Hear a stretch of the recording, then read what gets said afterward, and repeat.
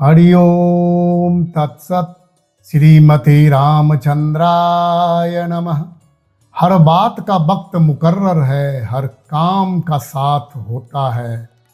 वक्त गया तो बात गई, बस वक्त की कीमत होती है। देवियों सज्जनों, आज मैं शनि के राशि परिवर्तन के संबंध में चर्चा करूंगा।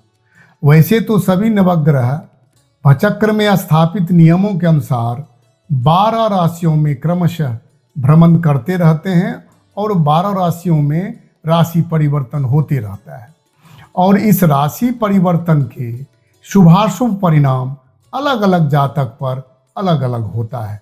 मैं यहाँ एक बात का उल्लेख करना आवश्यक समझता हूँ कि व्यक्ति को सिर्फ और सिर्फ जन्म जन्मांतर में अपने किए गए कर्मों का फल ही भोगना पड़ता है। उस किए गए शुभाशुभ कर्मों के फल का संकेत मात्र ग्रह को करना है। दरअसल ग्रह श्री हरि विष्णु का ही स्वरूप है, जिसका सांगोपांग वर्णन श्रीमद् भागवत महापुराण के 5वें स्कंद में किया गया है। 5वें स्कंद के 23वें अध्याय में हिसुमार चक्र का वर्णन है, जिसके 8वें श्लोक में भगवान की स्तुति की गई है। नमो ज्योतिर्लोकाय कालाय नया निमिखांग पतिये महापुरुषाया धीमहि ती। श्री सुखदेव जी राजा परीक्षित से कहते हैं, राजन, यह भगवान विष्णु का सर्वदेवमय स्वरूप है, जिसका नित्य सायंकाल के समय पवित्र और मौन होकर दर्शन करते हुए चिंतन करना चाहिए तथा इस मंत्र का जप करते हुए भगवान की स्तुति करनी चाहिए। ग्रह, नक्षत्र और ताराओं के रूप में भगवान का आधि दैविक रूप प्रकाशित हो रहा है। इस तरह श्री मद्भागवत के 5वें स्कंद में श्री भगवान के स्वरूप और नवग्रह, नक्षत्र, ताराओं का निरूपण किया गया है। कोई भी ग्रह जीव मात्र को कष्ट देने के लिए उद्यत नहीं होता है। सभी नवग्रह नियमानुसार समय समय पर राशि परिवर्तन करते रहते हैं।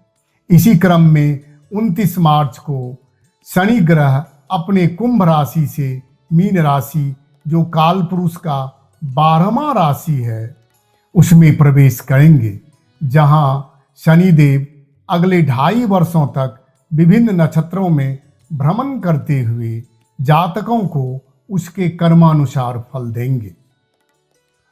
जब शनि मीन राशि में गोचर करेंगे, तब मेष राशि के जातकों को 7.5 शुरू होगा। 7.5 कंटक शनि, अष्टम शनि की बातें विस्तार से आगे करेंगे।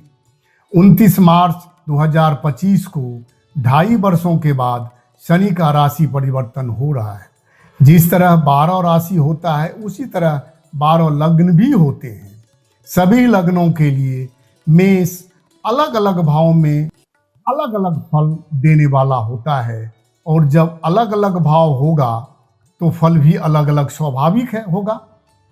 व्यक्ति या जातक की चंद्र राशि या नाम राशि से जब गोचर का शनि द्वादश, प्रथम व द्वितीय स्थान में आता है, तब शनि की 7.5 कहलाती है या होती है। एक 7.5 का 7 वर्ष 6 माह का होता है। लग्न और चंद्र के से चतुर्थ को कंटक शनि और लग्न और चंद्र से अष्टम को अष्टम शनि कहते हैं, जिसे ढैया भी कहा जाता है, जो 2 वर्ष 6 माह का होता है। शनि का 7.5 शनि की ढैया या कंटक शनि, अष्टम शनि में जातक को मिला जुला फल मिलता है। किसी किसी जातक का विशेष उन्नति भी इसी 7.5 में होती है और किसी किसी जातक का पदावनति या अवनति भी इसी 7.5 में होती है, जबकि किसी किसी जातक के को अप्रिय फल भी कर्मानुसार प्राप्त होते हैं। अब इसका हिसाब लगाते हैं। शनि ग्रह सूर्य का परिक्रमा 29 वर्ष 5 महीने 16 दिन 23 घंटा और 16 मिनट में पूरा करता है। स्थूल मान से यह एक राशि पर 30 महीना एक नक्षत्र पर 400 दिन और एक नक्षत्र पाद पर 100 दिन रहता है। यह प्रतिवर्ष 4 महीने बकरी और 8 महीने मार्गी रहता है।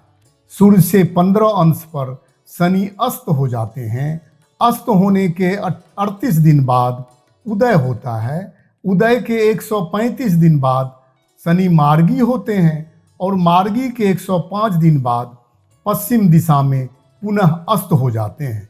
बकरी होने के 5 दिन आगे या पीछे तक यह स्थिर रहता है। राशि के हिसाब से जब शनि सूर्य से चौथी राशि को समाप्त करता है तो बकरी हो जाता है। जब बकरी से 120 डिग्री अंश चलता है तो मार्गी हो जाता है। जब इसकी गति 7/45 की होती है तब यह अतिचारी हो जाता है। सूर्य से दूसरी और 12वीं राशि पर शीघ्रगामी, तीसरी और 11वीं राशि पर समाचारी, चौथी और मंदचारी, चौथी राशि पर मंदचारी, 5वीं और 6ठी पर बकरी, 7वीं और 8वीं पर अति बकरी तथा 9वीं तथा 10वीं पर कुटिल गति वाला शनि होता है। अनुभव में देखा गया है कि जब गोचर का शनि अंशों में जन्म के शनि राशि में अंशों में समान हो तो कोई महत्वपूर्ण घटनाएं घटित होती हैं। इसके बारे में हम विस्तार से आगे में एक वीडियो अलग से लाएंगे अंश के संबंध में। शनि सदैव ना ही शुभ और ना ही अशुभ ही रहता है, बल्कि काल रूपी शनि की दृष्टि के बगैर जीवन में कोई बड़ी बातें नहीं हो सकती, यहाँ तक कि शादी भी नहीं संभव है। इसलिए केवल गोचर के आधार पर कैसे भविष्यवाणी किया जा सकता है। इन दिनों आप जिधर देखेंगे टीवी पर, यूट्यूब में, टिकटॉक, रील्स आदि पर शनि के विषय में हाय तौबा मचाया जा रहा है। इसलिए मैंने निर्णय किया कि अपने लोगों को इसकी जानकारी होनी चाहिए कि जिस तरह ज्योतिर्विद या पंडितगण इस तरह हाय तौबा अपने टीआरपी के लिए मचा रहे हैं, ये अच्छी बात नहीं है। दुख तो तब होता है जब प्रतिष्ठित स्वनाम धन्य पंडित भी टीआरपी के लिए बोले जा रहे हैं। इससे ज्योतिषी की गरिमा घट रही है। शब्द ही ब्रह्म है, शब्द ही ईश्वर है, इसका दुरुपयोग सही नहीं है। शनि ग्रह के नाम पर समाज में भय उत्पन्न करना, खासकर इससे मां बहनें ज्यादा आतंकित होती हैं। एक तरह से शनि की ढैया, शनि की साढ़े साथी, कंटक शनि, अष्टम शनि एक सामाजिक कुरीति बन गई है। जबकि 27 नक्षत्रों, 12 राशियों, 9 ग्रह, 12 भावों, 16 वर्गों पर गोचर, दशा, अंतरदशा, प्रत्यंतर दशा के आधार पर ही फलित होता है। एक चंद्र राशि के आधार पर लोगों में भय पैदा किया जा रहा है। अगर हम सिर्फ देवभूमि भारत की बात करें तो 140 करोड़ की आबादी का 12वां भाग अर्थात लगभग 11-12 करोड़ जातकों का भविष्य एक सा नहीं हो सकता है। और इन दिनों राशि आधारित मासिक, साप्ताहिक और प्रतिदिन का भविष्य फल हर जगह देखने को मिलता है। कुछ उसका अंश लोगों को मिल भी जाता है, कुछ नहीं भी मिलता है। लेकिन ज़्यादातर लोग दिग्भ्रमित होते हैं, भ्रम में पड़ जाते हैं और उन्हें शंकाएं होती हैं। इसलिए ऐसा करने वाले ज्योतिषी को अपने कर्मों पर विचार करना चाहिए और आम लोगों के आस्था के साथ खिलवाड़ नहीं करना चाहिए। आज आप देखेंगे कि कई राजनेता ऐसे हैं जो लगातार 30 से 40 वर्षों तक किसी न किसी पद पर हैं।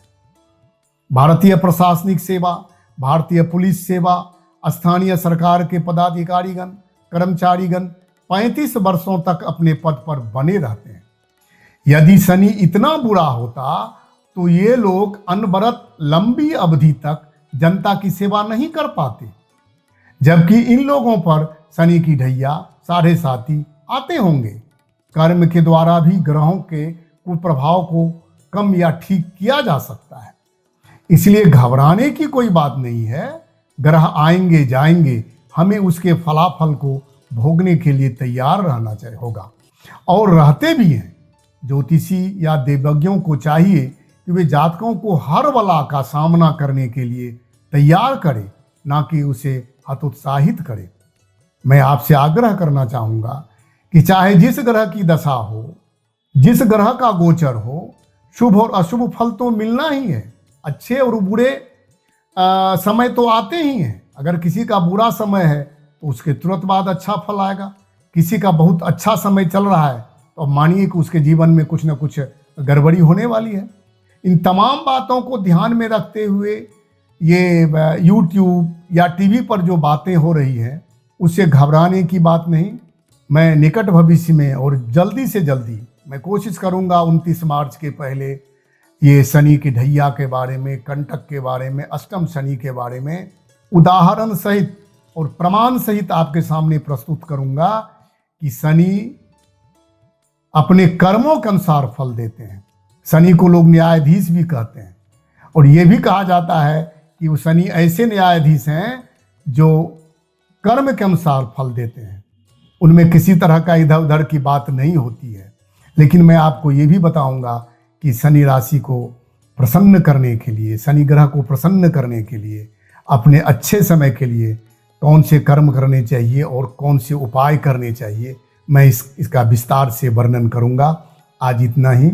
बहुत बहुत धन्यवाद।